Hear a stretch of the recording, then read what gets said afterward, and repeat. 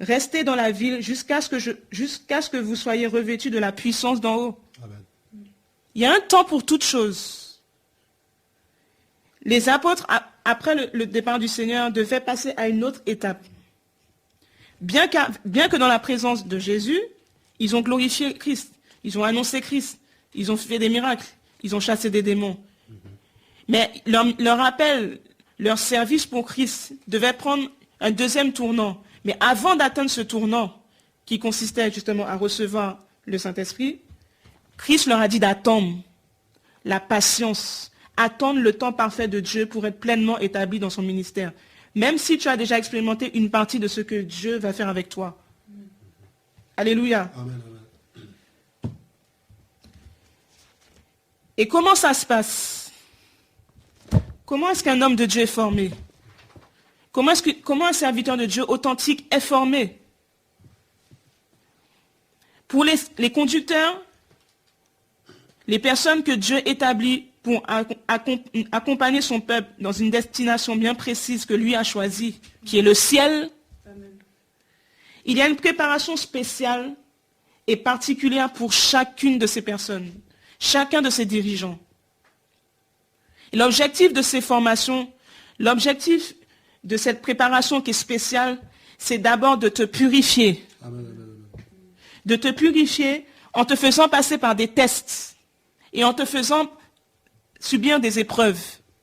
Voilà pourquoi, si tu passes en ce moment par une épreuve que tu ne comprends pas, si tu crains Dieu, si tu marches dans la crainte de Dieu, tu suis le Seigneur, ta vie est carrée. Laisse-moi te dire que si tu passes par une épreuve, c'est Dieu qui la permet pour te former. Amen. C'est Dieu qui la permet pour te tailler. C'est Dieu qui te permet pour te purifier. C'est Dieu qui permet cela parce que Dieu veut t'amener quelque part. Dieu ne se servira jamais d'un homme et d'une femme de Dieu sans l'avoir brisé.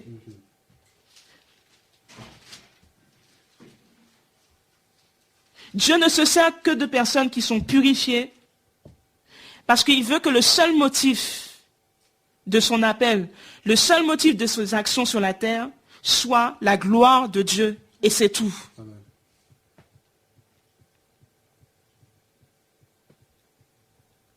Le Seigneur permet ces moments dans ta vie pour te faire comprendre que c'est lui qui t'a amené où tu es aujourd'hui. Où tu seras demain, pardon. Pour que tu te rappelles tous les moments de souffrance, toutes les épreuves par lesquelles tu es passé, pour que tu aies une expérience, pour que tu acquières une maturité, pour que tu sois capable de dire « je sais de quoi je parle parce que je suis également passé par là ». Tu ne peux parler que de ce que tu as vu et entendu. Les apôtres ont dit « nous ne pouvons pas ne pas parler de ce que nous n'avons pas vu, de ce que nous avons vu et entendu ». Tu ne peux que prêcher que ce que tu as vécu. Pour pouvoir prêcher quelque chose que tu as vécu, tu dois passer par le désert, le brisement, la formation de Christ.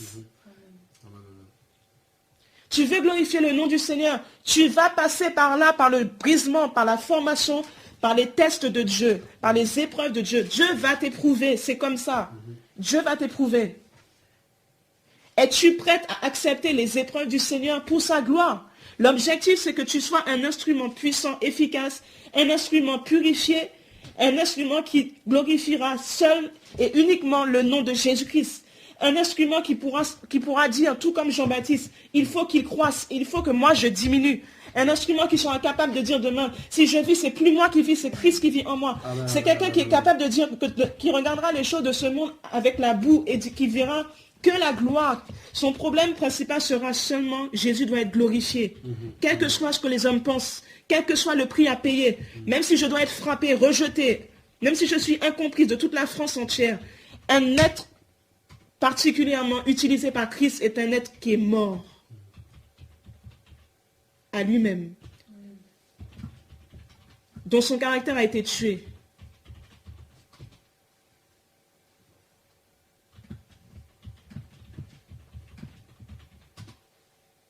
Les épreuves, les circonstances, les situations qui te tombent dessus du jour au lendemain que tu ne comprends pas. Je t'ai dit, si tu crains Dieu, bénis le Seigneur. Si tu marches dans la sainteté, bénis le Seigneur. Alléluia. Lorsque tu as une mauvaise nouvelle, au lieu de toujours pleurer, bénis Dieu, loue le Seigneur, parce qu'il y a une gloire qui vient. Amen. Ne vois pas simplement la situation de maintenant. Vois simplement la gloire à venir. Parce que Dieu a forcément un enseignement à te donner derrière. Dieu veut t'enseigner quelque chose. Et Dieu veut aussi retirer quelque chose en toi à travers cette épreuve. Amen. Alléluia. Amen. Les épreuves, les difficultés sont là aussi pour enlever toutes les attitudes impures d'amertume que tu peux avoir. Toutes les attitudes d'égoïsme. Pour faire remonter tout ce qui est en toi que tu ne connais pas encore. Pour te montrer qu'il y a encore la convoitise en toi.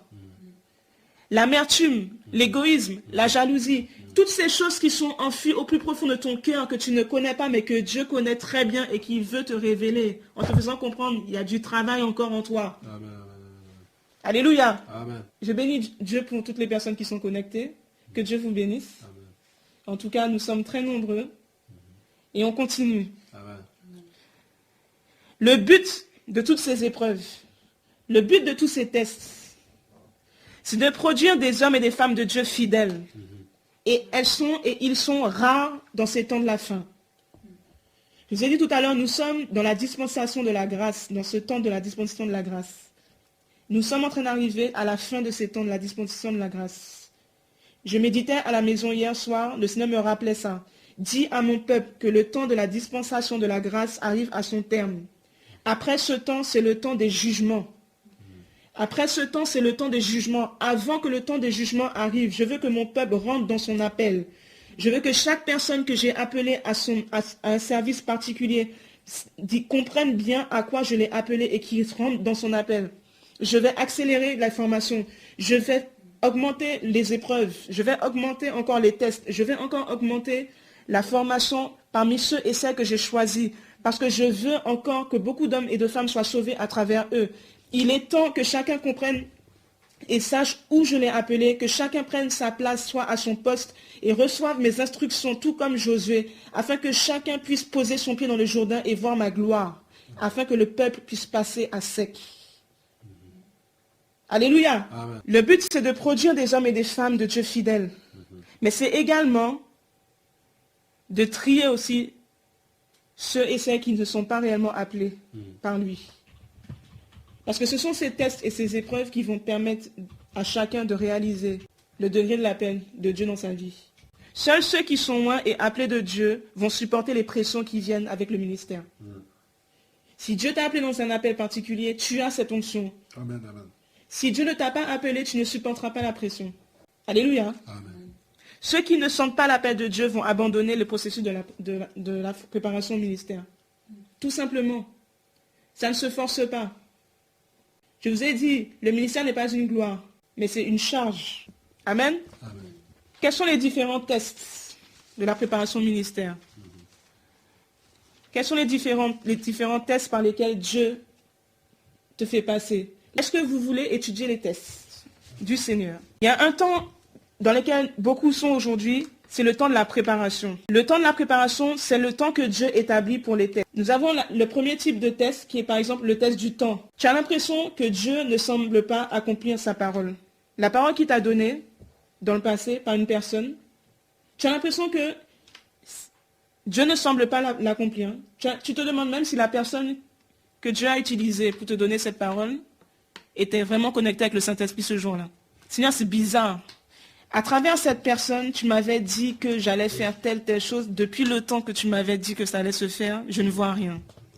Le test du temps. Dieu éprouve ta patience, ma soeur. Dieu éprouve ta patience. Bien sûr, à condition que la personne, le canal choisi, qui t'a dit ça, soit bien sûr quelqu'un qui se sanctifie, quelqu'un de fidèle au Seigneur et quelqu'un de carré. Parce que c'est vrai que maintenant, tout le monde devient prophète maintenant, ça prophétise à droite et à gauche. Je parle de si quelqu'un connecté, un homme de Dieu authentique, une femme de Dieu authentique, appelé par le Seigneur, t'a donné une parole il y a 10 ans. Ça fait 10 ans que tu attends l'accomplissement de la parole, tu ne la vois toujours pas. Le test du temps éprouve ta patience. Il t'oblige à faire confiance à Dieu pour l'accomplissement de son appel. Et c'est lui qui va accomplir cette parole à sa façon, pas à la tienne. Amen. Amen. Si Dieu a prévu de te bénir le 31 décembre 2010 à 14h30, Tu peux sauter, descendre, monter depuis l'année 2000 jusqu'à 2009, jusqu'au 30 décembre 2010. Tu peux sauter, tu peux crier, tu peux supplier, tu peux chanter, tu peux donner des paroles d'amour que tu n'as jamais données au Seigneur. S'il te plaît, Seigneur. Seigneur, je t'aime, hein? Tu peux même flatter le Seigneur. Si Dieu a décidé de te bénir le 31 décembre à 14h30, ce sera le 31 décembre 14h30. Mais Dieu veut que tu lui fasses confiance. Parce que si le 31 décembre à 14h29, tu dis au Seigneur, puisque c'est comme ça, j'abandonne, c'est dommage. Parce que tu auras loupé le test du temps. Parce que là, dans la minute qui suit, la bénédiction était juste à côté de toi, mais tu n'as pas su attendre. Et combien de personnes l'ont loupé, ce test? Et ce test te donne l'opportunité de croître dans la foi. Chaque personne a une mesure de confiance en Dieu. Mais comme toi, tu es appelé à conduire le peuple quelque part, tu es aussi un exemple pour amener le peuple à croire en Dieu pour chaque détail de leur vie. Un dirigeant doit avoir plus de foi avec laquelle il va fortifier aussi les autres. Voilà pourquoi Dieu travaille ça, le test du temps. Travaille ta foi, ta patience. Parce que tu dois avoir suffisamment de foi, rien que pour ta vie, mais tu dois aussi avoir suffisamment de foi pour pouvoir aider les autres à avoir la foi. Alléluia. Amen, amen. Et ce test-là permet également de purifier aussi tes motifs. Quelle est ta motivation? Le temps aussi travaille tout ça. Et quelles sont tes attitudes pendant ce temps? Il y en a qui disent, Seigneur, puisque c'est comme ça, moi j'abandonne, je m'en vais, je laisse tomber. Tu vas aller où, s'il te plaît? Où iras-tu? Il y en a qui donnent des ultimatums au Seigneur. Si samedi, je n'ai pas vu ce que tu m'as donné, j'abandonne la vie chrétienne. Mais vas-y, tu vas où? Tu crois que Dieu va te dire quoi? Vas-y. Hein? Est-ce qu'on n'a pas fait ça? Seigneur, là, franchement, parce que je pense que quand tu dis là, franchement, Dieu est impressionné. Il est sur son trône, il s'en moque. Lui, il a déjà arrêté son calendrier céleste pour toi. Quand ça va mal, quand tu penses à ces moments-là, rappelle-toi toujours, Jérémie 29, 11. Il connaît très bien les plans qu'il a formés sur ta vie. Il les connaît très bien. Et souvent, tu remarqueras que c'est quand tu es au bout du rouleau, quand tu n'as plus de force, quand tu ne comptes plus sur toi-même, quand tu ne comptes plus sur le système humain, quand tu ne comptes plus sur l'administration française, quand tu ne comptes plus sur personne, quand toutes tes forces, toutes tes solutions sont épuisées, quand tu te rends, comment on appelle ça? Tu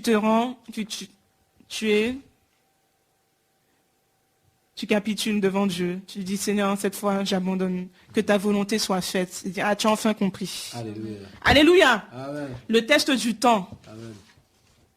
Et dans le test du temps, Dieu se révèle également. Il révèle également sa personnalité. Tu apprends à le connaître davantage. Amen. Il se révèle comme un Dieu fidèle. Parce que quand tu as attendu tout ce temps-là et que la bénédiction arrive, mais quelle gloire, quel témoignage tu peux rendre. Parce que tu sais par quoi tu passes. Et tu es capable de témoigner avec puissance, avec gloire, et de fortifier aussi les mêmes personnes qui se passent par le même chemin que toi. Souvent tu te demandes, mais sinon pourquoi autant de souffrance, autant de galères, autant d'incompréhension? Parce que tu as un témoignage pour les autres qui vont passer par le même chemin. Comprends-le. Nous avons l'exemple d'Abraham qui n'a pas su attendre pour avoir son premier enfant. Il nous enseigne sur cela. Il n'a pas attendu le test du temps de Dieu. Et voyez les conséquences. Deuxième type de test, le test de la parole. Dans le test de la parole, tu vas vivre des circonstances, tu as l'impression que ça annule complètement la parole de Dieu. Tu vis des situations, tu as l'impression que la parole de Dieu, elle est en contradiction totale avec la parole de Dieu, ta situation. Le test de la parole. On a un très bel exemple dans Genèse chapitre 37, l'histoire de Joseph, où Joseph était le 11e fils de Jacob, le premier fils de sa femme, Rachel. Genèse 30, verset 24, par exemple. Et à l'âge de 17 ans, Joseph a reçu une parole du Seigneur sous forme de 2 rêves. Et dans l'un, il a vu en fait des germes de sa famille qui s'inclinaient devant la sienne, dans les champs. Et dans l'autre, il a vu le soleil, la lune et 11 étoiles qui s'inclinaient devant lui. Et comme les deux rêves représentaient son règne sur ses parents et ses frères, il est devenu l'objet de la jalousie de sa famille. Et les frères de Joseph l'ont vendu, vous connaissez toute l'histoire. Joseph en a souffert parce que par rapport à la promesse que Dieu lui avait donnée, il avait l'impression de vivre complètement le contraire de ce que Dieu lui avait dit. Dans son songe, il pensait que Dieu allait l'élever et là, il vivait complètement le contraire. Il s'est retrouvé en Égypte. Il a été faussement accusé d'avoir essayé de séduire la femme de Potiphar. Il a été envoyé en prison. En prison, l'un de ses derniers espoirs pour que le roi se souvienne de lui s'est envolé quand le chef des échansons, après sa libération, a oublié de parler de lui au roi, déjà. Donc, tous les espoirs de Joseph s'effondraient. Tu as l'impression que tu ne vis que le contraire de ce que Dieu t'avait promis. Tu te dis, mais la parole que j'ai reçue, comment est-ce qu'elle va s'accomplir dans des circonstances pareilles? Et à travers toutes ces circonstances contradictoires, la parole de Dieu envers Joseph était testée. Joseph a attendu plus de 13 ans pour voir l'accomplissement de la parole de Dieu. 13 ans pour voir l'accomplissement de la parole de Dieu. Donc c'est ça, le test de la parole. Par rapport à ce que Dieu t'a dit, tu as l'impression de vivre tout le contraire. Mais la parole est claire. Ainsi en est-il de la parole qui sort de ma bouche. Elle ne retourne point à moi sans effet, sans avoir exécuté ma volonté, sans avoir accompli mes desseins. Quand Dieu a parlé sur ta vie, quelle que soit la circonstance, ferme tes yeux. Ne marche plus par la vue, mais marche par la foi. Quel que soit comment ça se présente dans le monde physique, ton problème c'est de vaincre au niveau spirituel. Au niveau spirituel, un homme a déjà parlé avant la création du monde. Amen. Dieu avait déjà parlé pour toi avant la création du monde. Et c'est ça qui compte avant toute chose. Amen. Quelles que soient les apparences, les circonstances, Joseph aurait pu abandonner. Joseph aurait pu tomber dans le compromis. Joseph aurait pu proclamer que le Dieu qu'il serve l'avait menti. Mais Joseph a toujours servi le Seigneur. Il a continué à adorer Christ, à adorer Dieu, même quand il était en prison. Il a continué à témoigner. Il a continué à manifester ses dons prophétiques. Joseph n'a jamais lâché l'affaire avec Christ. Malgré le fait qu'il vivait le contraire de ce que Dieu lui avait dit, il a toujours persévéré. Il a toujours été fidèle à son Dieu, le Dieu d'Abraham, d'Isaac et de Jacob. Il n'a jamais abandonné et il a vu la rémunération de sa foi 13 ans plus tard. Amen. Mais 13 ans après, imaginez la maturité de Joseph. Lorsqu'il a vu la gloire de Dieu, l'accomplissement de la parole. Quand tu regardes en arrière, tu comprends maintenant pourquoi Dieu a permis tout ça de temps? Tu comprends parce qu'il fallait que tu rencontres Jacques là-bas, il fallait que tu rencontres Elisabeth de l'autre côté, il fallait que tu rencontres X, Y, Z sur ton chemin, dans ton épreuve, pour qu'ils soient les témoins de ta gloire. Il faut qu'il y ait des spectateurs de ta souffrance, pour qu'il y ait aussi des spectateurs de la gloire qui tombent sur toi. Des personnes qui sont là pour dire, le Dieu que tu sers depuis le temps ne t'a toujours pas exaucé, tu vois pas qu'il faut laisser tomber. Maudit Dieu et meurs, Job, abandonne. Toi et ton Jésus, ça fait 2-3 ans, toi et ton Jésus, mais regarde ta vie. Frère, bénis Dieu pour ces personnes qui sont en train de t'enfoncer. Bénis-les bien comme il faut. Parce que quand Jésus va t'élever, quand la gloire va arriver sur ta vie, regardez, lisez bien l'histoire de Joseph, la fin qu'il a eue. Respect au Dieu de Joseph. Quelle gloire. Les belles choses avec Dieu prennent du temps. Troisième type de test, le test du caractère. Dans le test du caractère,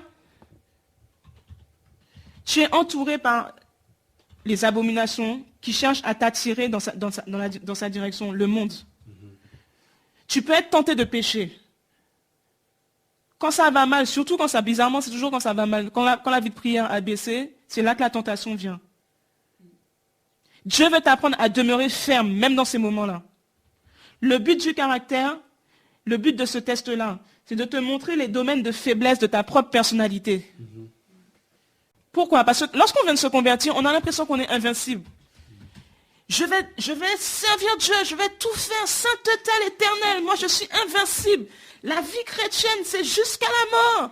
Mais tu verras, avec les épreuves là, le caractère commence à sortir. Tu sens qu'il y a des faiblesses. Il y a le découragement qui vient, les oppressions qui viennent.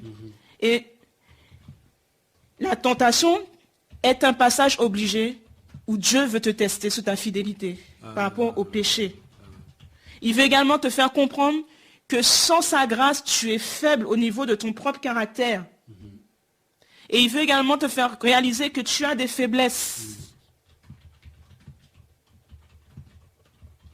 C'est une erreur de penser qu'on est fort sans Christ. C'est une grosse erreur.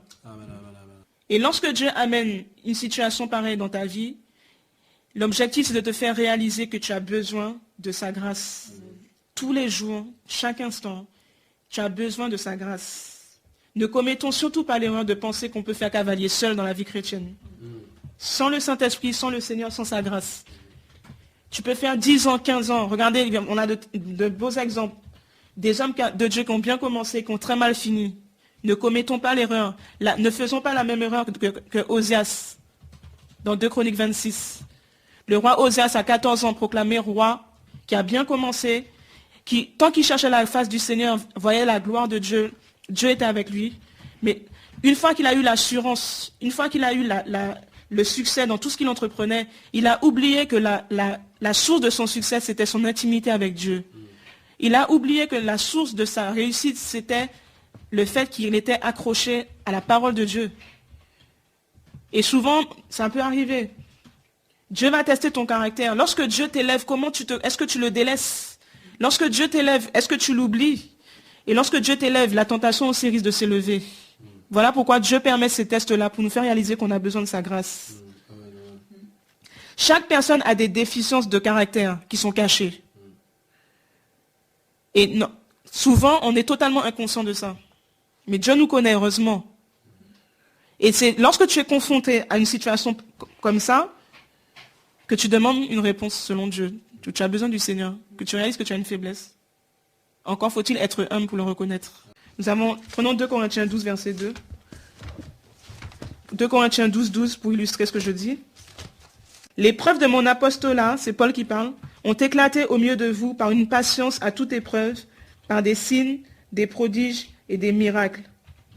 L'apôtre Paul ici nous dit, il a dû faire ses preuves.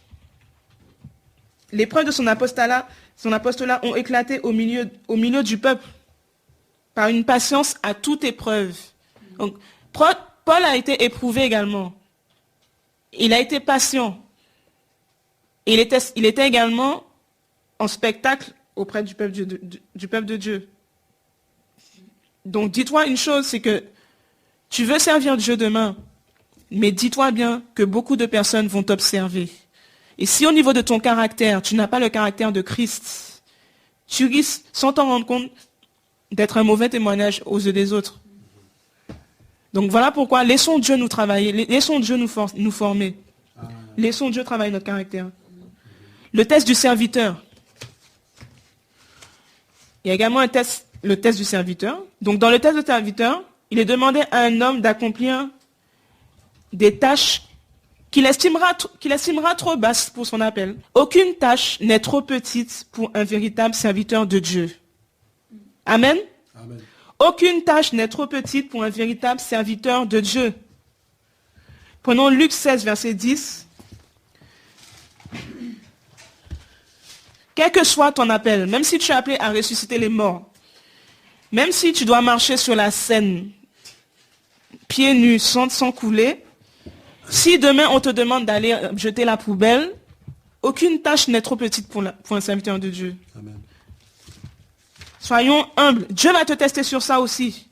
Est-ce que quand on te demande un service, tu es toujours en train de râler? Quand on te demande un service, tu es toujours en train de dire, mais c'est quoi cette tâche qu'elle me demande là? Mais c'est pas qui je suis. Moi, quand je prêche là, les gens, ils tombent direct et tout, ça rigole plus. Hein. Tu peux être parti aux États-Unis hier. Tous les États-Unis s'est convertis. En rentrant en France, si on te demande de ranger ta chambre, tu ranges ta chambre. Amen. Luc 16, verset 10. Celui qui est fidèle dans les moindres choses, l'est aussi dans les grandes. Et celui qui est injuste dans les moindres choses, l'est aussi dans les grandes. Voilà. Amen. Si tu es fidèle dans les moindres choses qu'on te demande, dans l'œuvre où tu es, dans ce que tu fais, si tu es fidèle dans ces moindres choses-là, tu le seras dans les grandes. Donc, ce test-là, l'objectif, c'est de te révéler si ta motivation est simplement d'être visible publiquement. Tu veux être vu des hommes ou de recevoir des services ou si tu veux réellement servir et aider le peuple, le Seigneur tout simplement, sans forcément être vu. Tu peux faire beaucoup de choses, tu peux faire des dégâts avec Christ sans que personne ne le sache. Le sais-tu? Tu peux mettre le feu dans le train, évangéliser comme un malade, tu es tout seul, et tu arrives à l'assemblée, tu t'assieds comme tout le monde, personne n'est au courant. Mais tu es l'un des frères les plus méprisés de l'assemblée. Tu peux être quelqu'un que personne ne calcule, même pas bonjour. Comme on ne parle pas de toi, tu n'es pas exposé devant, on ne te connaît même pas. Mais tu fais des dégâts pour le Seigneur, dans les coulisses. Et c'est ça que Dieu cherche. Des serviteurs humbles, qui ne cherchent pas à être vus publiquement, mais qui cherchent à travailler sincèrement avec fidélité. Le test du découragement maintenant. Des circonstances sont là pour te fatiguer. Des gens sont toujours là pour te démoraliser. Tu as le courage, mais toutes ces personnes-là sont là, elles enlèvent ton courage dans le Seigneur.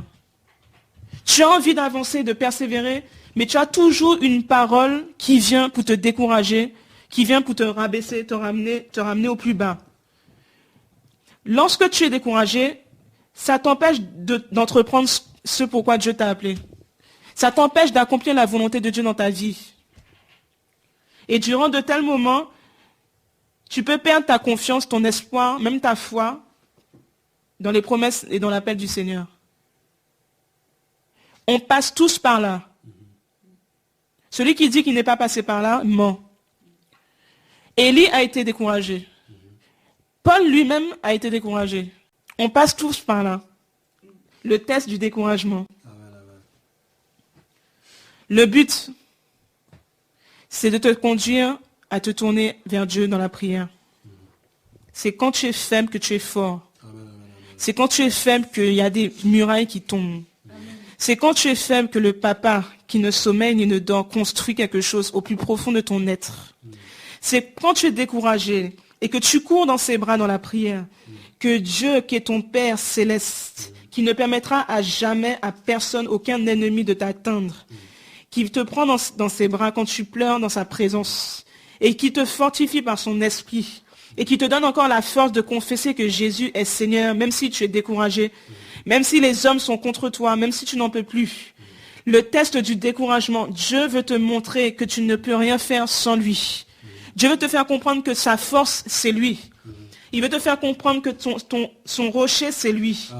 Il veut te faire comprendre que sans lui, tu ne peux rien faire. Sans lui, tu n'es rien. Et te faire comprendre aussi que ce n'est pas lorsque tout va bien qu'il faut l'adorer, le louer et rentrer dans sa présence, mais aussi lorsque tout va mal. Il est aussi le Dieu des moments difficiles, pas seulement le Dieu des moments où tout va bien. Quand tout va bien, Seigneur, alléluia, je t'aime. Mais quand tout va mal, Seigneur, alléluia, je t'aime aussi.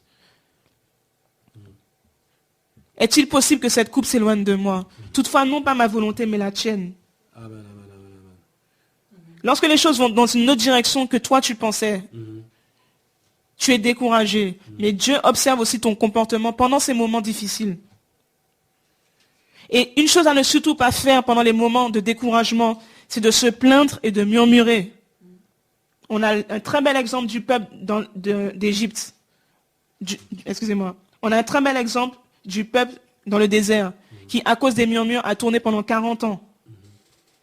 Ne jamais murmurer, ne jamais se plaindre. Glorifier le Seigneur. Seigneur, merci parce que je ne suis pas comprise. Seigneur, merci parce que je suis découragée. Seigneur, merci parce que je sais que même si je ne suis pas comprise, toi, tu comprends ma situation, mon problème, ma position, ma pensée. Et même si, Seigneur, ça ne va pas, je te glorifie et je te loue et je t'adore. Et je continuerai de proclamer ta Seigneurie. Frère, un guerrier, une guerrière, c'est ça. Amen. C'est quand tout va mal, je suis toujours en Jésus. Quand tout va bien, je suis toujours en Jésus. Le matin, je suis en Jésus. Le midi, je suis en Jésus. Le soir, en Jésus. Quand je me lève, je suis en Jésus. Quand je me lave, je suis en Jésus. Quand je mange, je suis en Jésus. Quand j'adore, j'adore Jésus. Quand je chante en Jésus. Quand je pense en Jésus. Quand je prie Jésus. Quand je prends une décision, je la prends en Jésus. Quand je marche en Jésus. Quand je médite, c'est en Jésus. Tout ce que je fais en Christ, quelles que soient les circonstances et les vents, les tempêtes, ce sera toujours et ce sera à jamais Jésus-Christ. Amen. Alléluia. Amen. Un guerrier, Dieu va te former dans les tests, les épreuves. Alléluia. Quand tu sortiras de là, Qui va t'empêcher de confesser la Seigneurie de Christ? Tu as connu tous les tests. Tu as été découragé. Tu as douté de la parole. Dieu t'a fait traverser l'épreuve du temps. Ton caractère a été brisé, a été taillé. Ta volonté propre a été travaillée. Et à la fin, c'est toujours Jésus-Christ qui sort glorieux. Amen. La vraie formation du leader, la vraie formation d'un chrétien, la vraie formation d'une femme et d'un homme de Dieu. On ne va pas te reconnaître. On va dire, mais c'est Thérèse là qui était toute poltronne avant. Quand elle parlait, elle ne pouvait même pas placer 2 mots. Thérèse, quand elle prêche, maintenant on dirait lionne. Alléluia. Thérèse, quand elle prêche, c'est l'autorité, l'assurance, ça rigole plus. Alléluia. Quant à Madeleine, n'en parlons pas, le Danemark est secoué comme pas possible. Les maisons, Dieu carrément, la gloire de Dieu descend sur les gens sont délivrés devant la... Non, mais c'est terrible. Amen. Mais c'est qui cette femme? Cette femme, c'est un sacrificateur qui a posé son pied dans le Jourdain. Le Jourdain s'est ouvert. Le peuple est passé à sec. Des âmes vont être sauvées à travers vous. Amen, amen, amen. Parce que vous avez été taillé et votre seule motivation, c'est que le nom du Seigneur soit glorifié. Christ seul soit glorifié. Frère, on n'a plus de temps à perdre. Regardez tout ce que le Seigneur a fait.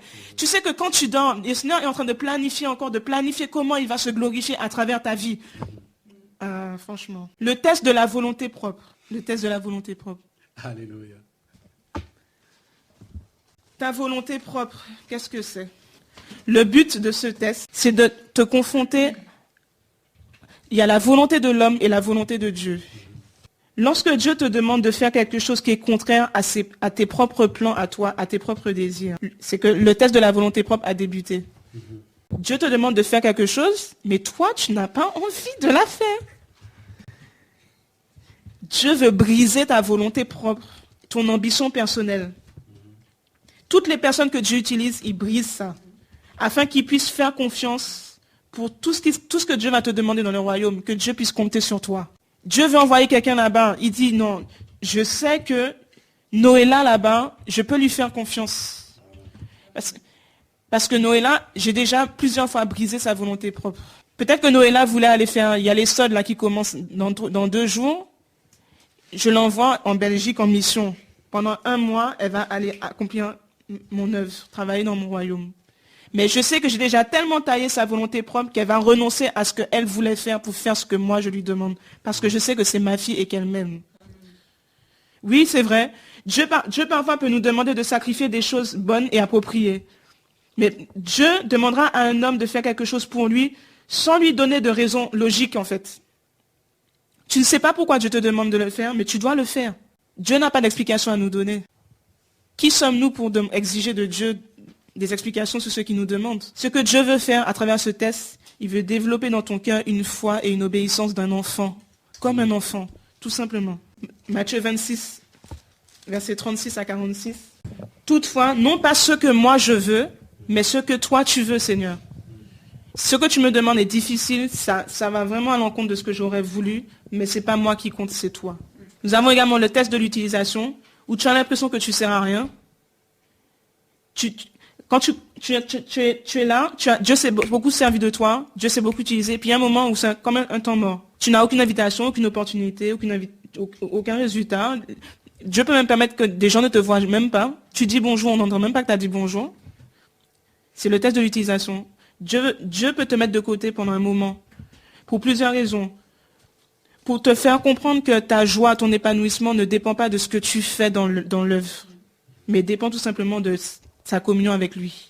Attention à l'activisme. Il peut aussi vouloir t'humilier pendant un temps parce qu'il voit que l'orgueil tourne autour de toi. Quelqu'un qui est beaucoup utilisé par Dieu peut devenir orgueilleux et un but de lui-même en fait.